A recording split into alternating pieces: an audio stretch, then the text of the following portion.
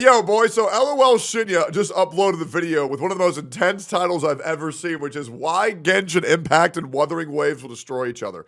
Now, I know Shinya is a controversial figure in the gacha space because he went after Regslent because Regslent hates Western CCs, and lol Shinya is very anti-Lolly, and people say, oh, well, you have a no-game, no-life profile picture. You're a hypocrite. No, you're not, okay? Just like me, man. I like no game, no life. I like Mushoku Tensei. The problem is, inside that anime, there's a bunch of weird shit that I just pretend never fucking happened. What else did Shinya do? Oh, yeah. He talked about those Hoyo contracts that were leaked. You know, the ones that everybody said that were fake? Even though me and Gotcha Smack and 12 other creators said we received the exact same contract in the mail? Very interesting. You know, the same contracts that are currently being implemented in Japan, where content creators go live and are being told by Genshin management to quit Wuthering Waves and playing Genshin Impact. Yeah, those ones. So whenever Shinya uploads a video, I take it pretty damn seriously because he has kind of been the catalyst for a lot of the real shit that people are too afraid to say. Let's see what's going on. Greetings, Rovers. Oh, do you have proof? Yeah, it's on Gotcha Smack's channel. He actually leaks the whole contract. Yep. Here you go, guys. It's this video right now. Full ZZZ contract revealed. Here you go, guys. As I'm sure most of you are aware, the past few weeks have been filled with non-stop drama, discussions, React exceptions, and PvP between the gacha communities and within the specific games themselves. I agree. The Saint Tonta shit was hilarious. And now there was the Zayok Zajev shit, which was hilarious. And then there was the Fob and Glaive shit, which was hilarious. And now there's the contract PvP, which is gonna be hilarious. Today I'd like to take a deeper dive into the psychology and reasoning behind why the gacha space tends to attract such heavy opinions and the resulting drama.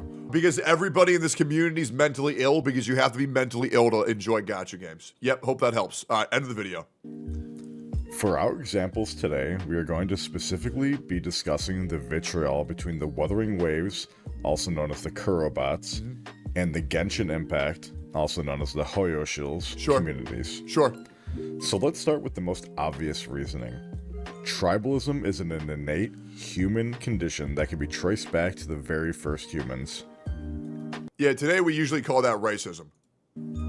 People who take this form of tribalism too far merely lack a sense of identity and purpose in their real life, so they cling to these predatory games and make it their entire personality. I mean, have you even seen some of these fan Twitter accounts of Genshin characters? It's so incredibly cringe. Yeah, no, I mean, this shit is so lame, it's crazy. Like, legit. Like, if you think these people are normal, you're just far gone. This shit is so fucking lame, it's insane. Like, this shit is really just galactic levels of cringe. These specific games give them a sense of belonging in the world and are able to create— Yeah, when in reality they should belong in a mental facility, bro. It's pathetic. Create bonds with like-minded weirdos thanks to the anonymity of the internet. This usually results in these individuals, intentionally or unintentionally, creating echo chambers around them. And anything outside of what they enjoy is just outright bad to them. Obviously, this is an extreme take to those sound of mind, but to the terminally online children, this is the unfortunate norm. Yeah, it's like, here's the thing, and I hate to tell you this. If you are watching a streamer and they only play one game for 90% of their content, whether you want to admit it or not, you are in fact a part of an echo chamber. That can be for Zenless, that can be for Wuwa, that can be for Honkai Star Rail, that can be for Genshin Impact. And the reason why that is because if a streamer's 90% of their content is this one game, then 90% of their viewers are going to be for that game, which is going to lead that chat and all having a very similar mindset on pretty much all serious topics regarding that game, which is this game good, every other game bad. That's just how it goes. Now, for streamers who have a more diverse collective, like if they're playing every gacha in the space, it'll still be an echo chamber. Like, for example, I can acknowledge that because I play a lot of gachas, like Zenless, Honkai Star Rail. I even dabbled in Genshin, Arknight, Sinnoh Alice, Alune, Summoner's War, Ulala, Go Go Muffin, right? I will still have some aspect of an echo chamber due to the fact that all of these games are still gacha games.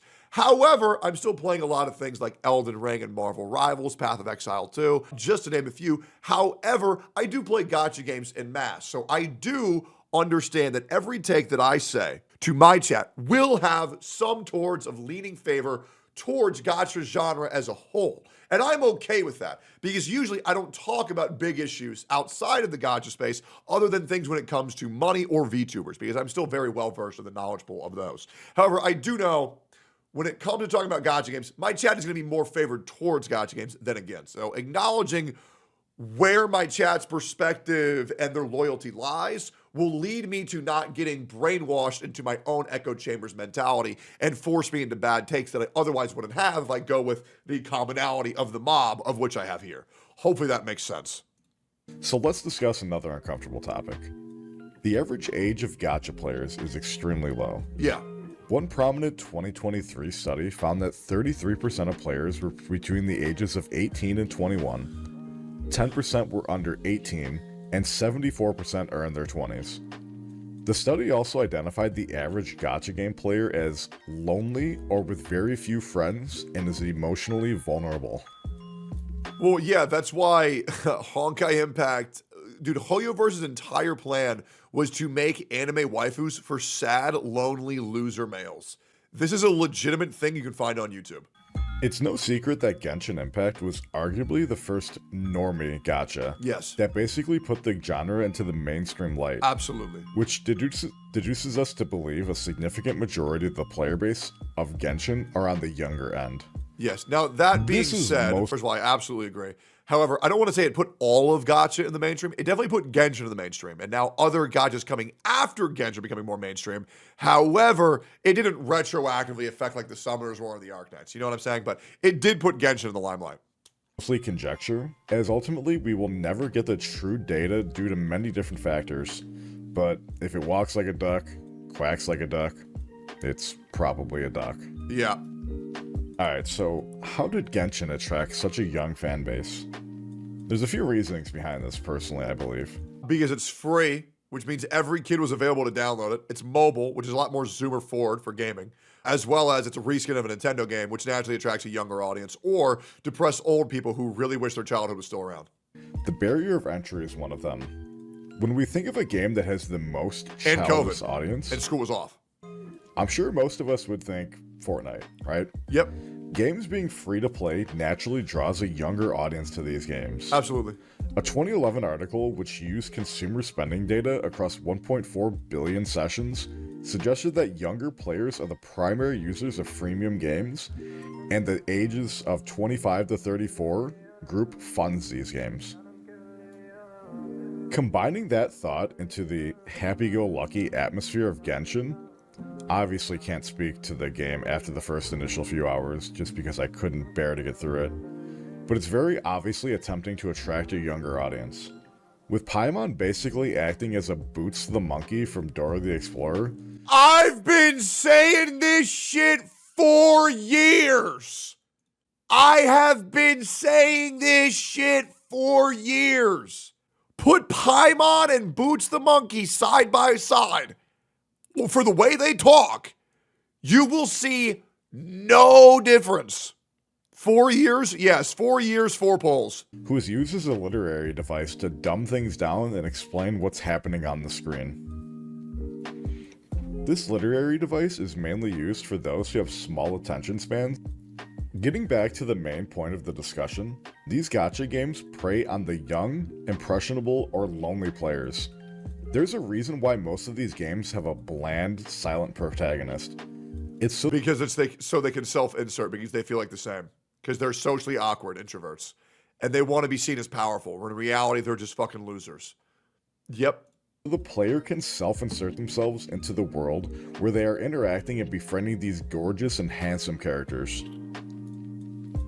Personally, I believe Genshin is the main and prime example of this.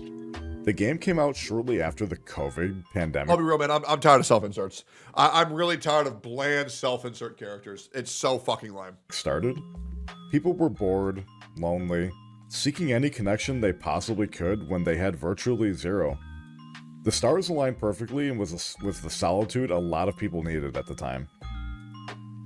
Once someone has invested time, energy, or money into something, they will defend it as much as they possibly can. Absolutely. If another game came out that overshadowed the game they invested their time or money into, They just say it's shit. they will naturally be spiteful of the competition it has towards their game. Absolutely. They want to be validated that their choice is better.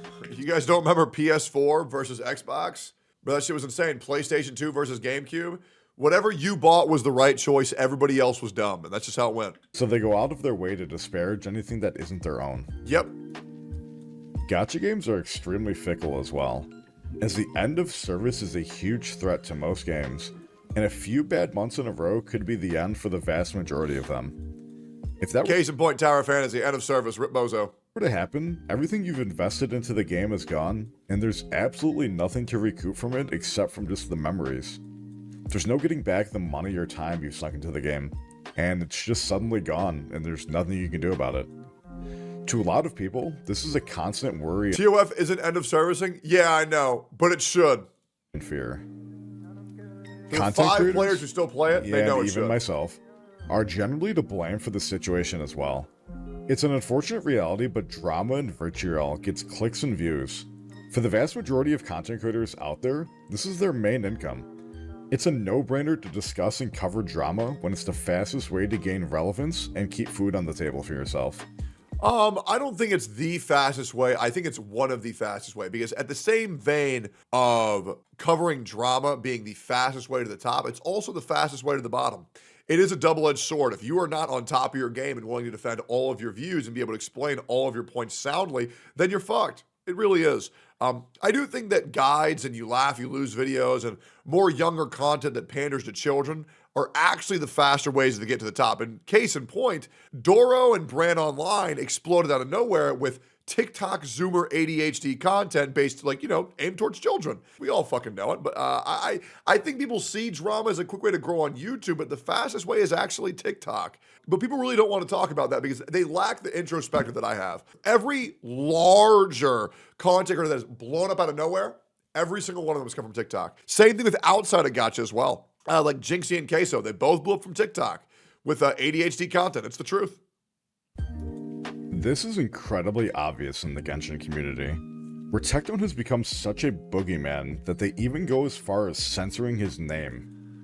They put themselves... I love it. I will say this. I will say this. I love it so much that they're going so far as you say, can we kill Tectone? And they censor it. It's so funny, bro. All of them are kids. Oh, I know, man. They're all anime profile pictures and Shadow the Hedgehog. Absolutely. on a pedestal constantly, having a holier-than-thou attitude, and acting like they are above the drama or ever dipping their toes into it. Take this clip of Zyx, for example, who got one guide in his Twitch stream. You know he's gonna farm this clip even if you don't mention him? I'm genuinely talking about the random one guys on Twitter though. I'm not talking about the fucking P. Diddy of gacha games, okay? If I was talking about him, I'd fucking tell you I'm talking about him. Although it applies a bit too, but that's not who I'm talking about. He's not, bro. He's not. He just means well. He's not farming anything. Bro, he means well. No, man. He apologized for that, by the way. Just want to make that very clear. He did apologize for that. So, yeah, just note that down. The same creators that will Massive crash out. constantly cry about others farming drama or profiting off of it. On DMs? No, he apologized publicly. I'll pull it up. Full honesty though, I did see a clip where he said, sorry for calling Jeff pedophile. He just looks like one, but he's not one, which is a backhanded apology. But you know what? Yes, it was. And I'll do one better. I'll say, I'm sorry, I shouldn't have said Diddy. I ended stream. In hindsight, I was like, probably shouldn't have said that. So I'm sorry, you're sorry. All that's well as ends well. And you probably get a 1 of 10 video that's going to do better than all your past videos. You know what's great? It was a 2 of 10 video. It was a 2 of 10 video. Why? Because I'm in the thumbnail. So we're both good. My bad. Probably shouldn't have said that. I'm just being honest with myself. If you don't believe that Zyx isn't all about making money, I just scanned through the video timestamp right here, and we'll just wait. Yet when opportunity arises, they can't but help themselves to insert themselves into it. If they dislike drama so much, why are they constantly getting baited into it? Everyone and their mother knows at this point that Tectone is the king of rage baiting in the gacha space. If they truly dislike drama as much as they tout, they would just ignore him. Just accuse someone of sexual crime? I guess because that's better than insult someone. Bro, don't insult someone and then accuse someone of rape without evidence. First of all, I didn't. I just said the P Diddy of God. These creators are Okay, let's keep that perfectly noted. This guy is saying something perfectly reasonable.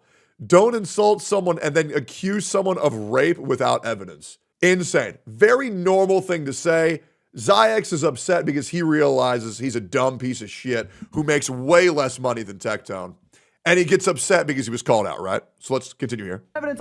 First of all, I didn't. I just said the P Diddy of God. These creators are just as bad as the people that they constantly virtue signal about.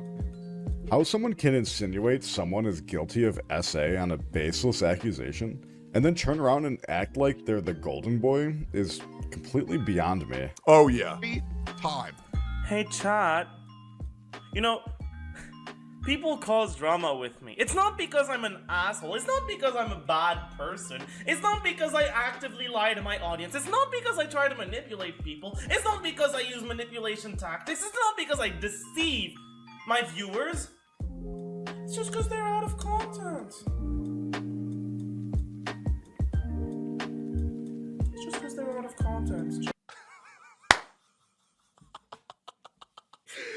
Zajev getting caught in 4K and other CCs being too pussy to go in on Zyox and Zajev is so funny to me.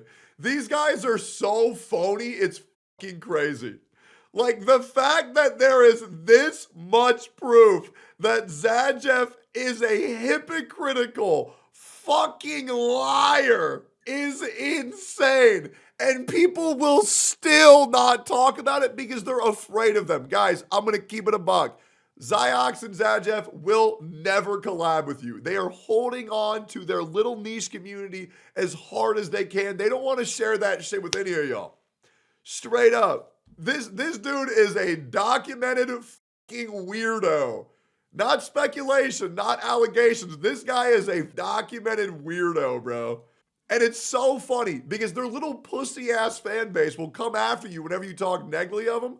I don't even care, man. The reality is that I'm telling the truth. And if that upsets you, that's not my problem.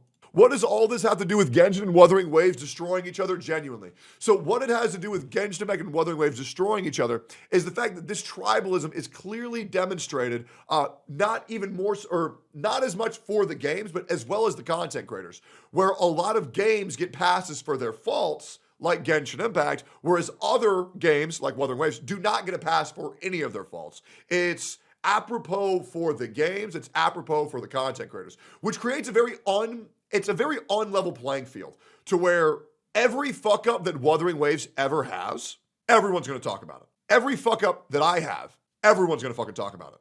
Any mistake that Zyox or Zajev makes, nobody's going to fucking talk about it. Any mistake that, like, this even happened for Zenless Zone Zero. Zenless Zone Zero has even been getting a patch just because it's a Hoyo fucking game where we all know the resource drought in that game is fucking unreal. It is. It absolutely is. We all know how many flaws Genshin Impact has that are just being completely overlooked. And it's about the favoritism and the unfair treatment of both games, which eventually is going to lead to destruction. It's the same thing with families, where when you have a kid that gets shit on by their parents nonstop, and then you have another kid who's just as problematic, but because they're the favorite, they get a free pass, that destroys families. So hopefully that all makes sense. Does that make sense? But yeah, that's what it has to do with each other. Tactics. It's not because I deceive my viewers.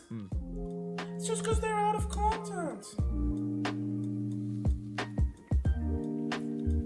It's just because they're out of content, Chad. Even I remember Fob, who didn't want to side, just got called a fence sitter and a coward. I mean, it's different with Fob. Like, Fob isn't refraining from engaging because he doesn't want the drama. Fob is actively engaging with the drama while refusing to choose a side. I find it so insane that these people who accuse me of garnering this audience and garnering this community of other content creators who say that, oh, you're raising up these other content creators so they'll back you for your claims. You're making an echo chamber of these content creators. What's crazy is these same people who accuse me of that are actively saying, if you don't defend me, you're a pussy. If you don't defend me, I'm cutting you off. Right? So these people who want to act holier than thou, they're so fucking fake, it's crazy. How do people watch them? This camera's ass. It's just Ziox's offline chat. Nobody actually watches Zadjeff when Ziox is online. Straight up. Nobody cares. Legit. Yeah, hopefully that makes sense. I never thought that someone could make a career out of theory crafting and Genshin. Well, then he also covers leaks, right? There's clearly a side that's in the wrong. I mean, let's be real, guys. Let's just remember that Razor Ninjas had a fucking career off of just covering leaks. One of the most uncharismatic, least compelling content creators on the fucking platform. Bro was getting like 400 or 500 viewers with like the personality of like paint drying on a wall. I think it's completely fair to call Fobo Fence Sitter a coward. Yeah, just like how I think it's fair to say that you look like a sexual predator. Hey man, don't shit talk Fob, brother. Don't shit talk Fob. Fob has done nothing wrong here. Straight up. This guy is so weird for this. And the fact that he went live and said this shit while pretending that he's such a good boy is fucking nuts. Legit. This guy is such a pussy. It's unbelievable. Like, I'm not on bad terms with Fob, but... Like, I'm not on bad terms, but he's a fence sitter and he's a coward. Yeah, that makes sense. Make that make sense, man. Make that make sense. How you gonna go out and say one of your homies is a pussy and a fence sitter and say, oh, but we're not on bad terms. Yeah, explain that one, big dog. Like, I don't think we could be friends.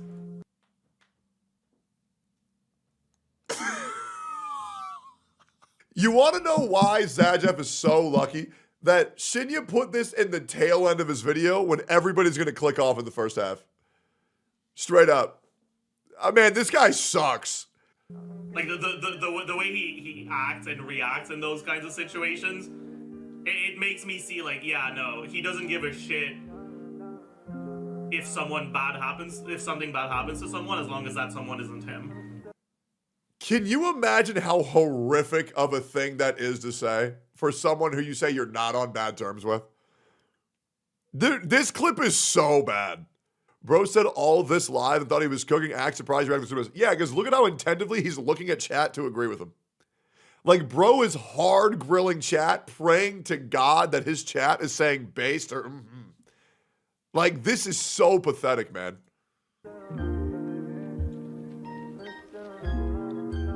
He's literally sitting there waiting. And you know what's crazy? He's garnered a chat that spams and spams true for him saying that. Oh, man. Jesus, bro. Jesus. Here's another harsh reality many people fail to understand. Your favorite content creators generally do not care about the game nearly as much as you think they do. Unhinged gamers will generally devote their life to these games, and it becomes their entire being and personality. Meanwhile, the average content creator is the exact opposite, getting into these games for money and then continuing to play them just to stay relevant. Absolutely agree. I should be the only motherfucker getting praise in the Genshin community because I don't spend money on Genshin Impact. This is yeah, a quick little plug. Quick little plug. Man, did you see what happened with Enviosity too? He got called out, he got exposed. What's the first thing he did? Dropped Genshin Impact and now plays any other game besides it. And now his career's been going like this ever since, man. His career's been like going down like this it's like a fucking sled down a slope. Mask came the fuck off, bro. That shit fell off hard. One major trap that content creators continue to fall into. They associate their entire brand and personality with one game. It's obviously fine to start with when building a brand, but if you continue to become complacent with your reach, not only are you damaging your long-term success, you're giving the green flag to those that have an unhealthy relationship with the game that it's okay to be married to a game and anything else is just blasphemy. Unfortunately, it's a perpetuating cycle. The content creator continues to get views for covering a game they may not necessarily like, and the mentally ill continue to get validation by watching their streamer play the same game every time they stream. True. Over and over and over. That's actually a very fair point I've never considered before. That's actually very good insight. I've never thought of that. Very smart. It's completely obvious the amount of astroturfing the Hoyoverse community has done specifically to the Wuthering Waves community. Absolutely. In the most recent weeks, the Gacha Gaming subreddit removed the Wuthering Waves 2.0 broadcast post shortly after it was posted. Meanwhile, other Gacha games livestream announcements were left untouched. Would you forgive Envy if he owned up to all the wrongdoings and apologized like a man? Oh, absolutely, 100%. Absolutely, 1,000,000%. I'll be real. Right now, Envy's just an easy dunk for me. You know what I mean? Like, Envy is the make fun of this guy and farm alms. Right? But yeah, sure. Absolutely. I'm still going to make fun of him. However, an apology would be great. Just like every other person who's come out in public and accused me of horrendous shit. All they got to do is say, I'm sorry, I lied. All of a sudden, poof. Okay, forgiven. That's all I really want. Even though the damage that he's done in my career, just like all these other people, the damage is pretty much done. Right? But it is what it is. Alongside this issue, the official Wuthering Waves 2.0 broadcast chat was spammed for days with varying copy-pasted messages absolutely shitting on the game. What about Atsu? I'll It's be pretty real, I obvious don't that even think about the The guy. vast majority of these were bots, and they weren't actually real humans. So on the flip side, the Wuthering Waves community isn't innocent of shitty behavior as well. The most recent controversy comes from the Game Awards, where Balatro won Mobile Game of the Year over Wuwa. The official Wuthering Waves community on Discord was filled with hate messages towards Balatro and its developer, and it got so bad that the moderation team had to lock the channel. The discourse was exactly the same over on Twitter. It was bad. Passion, investment, and mental illness simply drive the community to constantly be at odds with each other, and the content creators simply continue to perpetuate the narrative. At the end of the day, nothing will change. Coke and Pepsi, Pokemon and Digimon, Android and iPhone. Rivalries will continue to exist just due to human nature. But Man, did he really not include the clip of Zyok saying he doesn't need his fucking chat? He's just gonna make money off of making guides forever and forget about him? No way, bro. Come on. That clip would have been so good for this video, man. Come on, bro. Like, I should have made this fucking video, man. come on, let's be real. At the end of the day, all these gacha games are just dog shit slop. Did you know I'm live right now on twitch.tv/LOLshinya? Oh, hell yeah. Feel free to drop by and say hi. If you've made it this far in the video, I sincerely appreciate you. To those that have been waiting for me to return, 2025, you're going to be seeing a lot more of me. Better. Well, hopefully we see a lot less. Hopefully you lose some fucking weight. I'm going to help Shinya lose at least 150 pounds this year. I'm going to get his big ol' ass in the gym. I'm going to work that boy. I'm going to get his ass on Ozempic too. Feel free to join my Discord at discord.gg/LOLshinya to continue to get updates on what I'm doing. Alright, see ya. Great fucking video, man. I'm out. Good video, Shinya. Peace.